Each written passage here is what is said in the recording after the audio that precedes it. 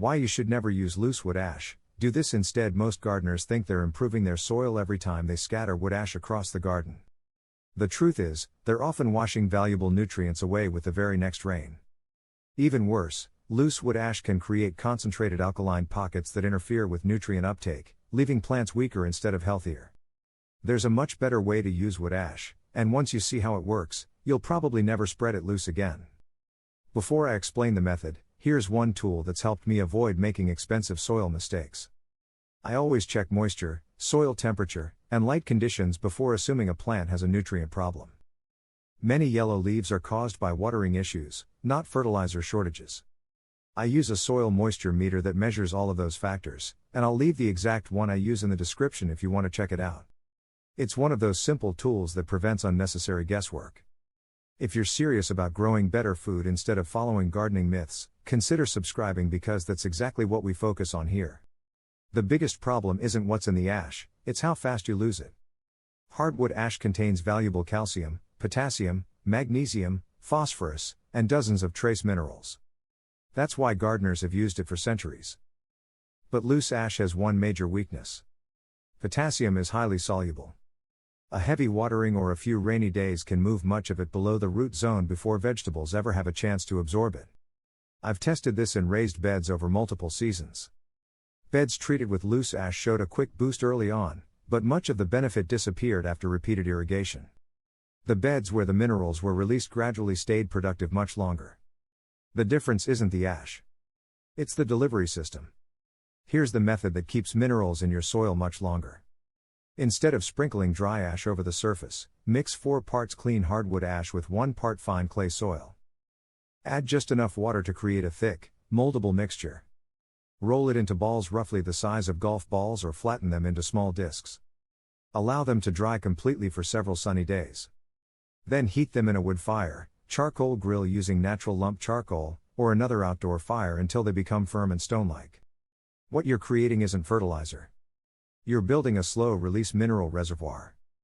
Those fired ash stones slowly weather underground as moisture, beneficial microbes, and plant roots gradually break them down. Instead of losing nutrients in one rainy week, you're feeding the soil over many months and often multiple growing seasons. This is why experienced gardeners think differently. Healthy soil isn't about adding more nutrients every month. It's about keeping nutrients where plant roots can actually use them. When loose ash sits on the surface, every irrigation cycle carries away a little more potassium. When minerals are locked inside these porous stones, they dissolve much more slowly, reducing waste while creating a more stable growing environment. I've buried these stones 6 to 8 inches beneath tomatoes, peppers, squash, fruit trees, and even perennial herbs. The plants don't receive one large nutrient spike. They receive a steady mineral supply throughout the season, which is exactly how healthy soil naturally functions. There's one mistake almost everyone makes with wood ash. People assume that if a little ash is beneficial, more must be better. That's one of the quickest ways to create nutrient problems. Wood ash naturally raises soil pH.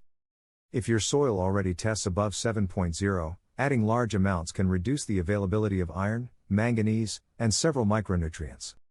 The result often looks like a fertilizer deficiency when it's actually a pH imbalance. This is why I always recommend testing first instead of guessing. Acidic soils usually benefit the most from careful wood ash use, while alkaline soils often need completely different solutions. Raised beds, containers, and even fruit trees benefit differently. In raised beds, I bury one fired ash stone about every 12 to 18 inches beneath heavy feeding vegetables. That provides a steady mineral source without creating concentrated alkaline patches. For container gardens, smaller walnut-sized stones work better.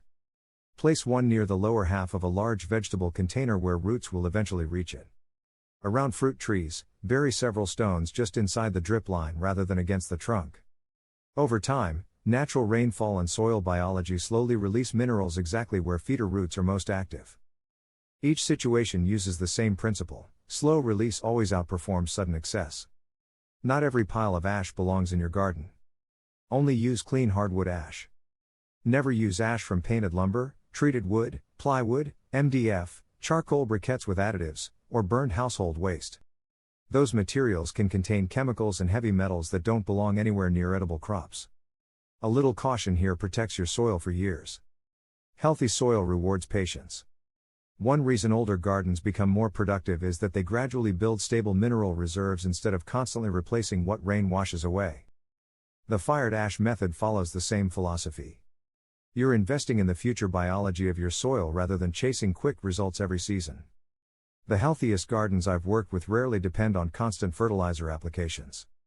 They depend on balanced minerals, active microbes, plenty of organic matter, and consistent soil conditions. Once you start treating soil as a living system instead of a container that needs constant feeding, your harvests usually become healthier, more resilient, and far more consistent. If you found this useful, subscribe to Farmogic for more practical gardening methods that actually improve your soil over the long term. Share this video with another gardener who's still spreading loose wood ash across the garden. Sometimes the smallest change in technique creates the biggest harvests.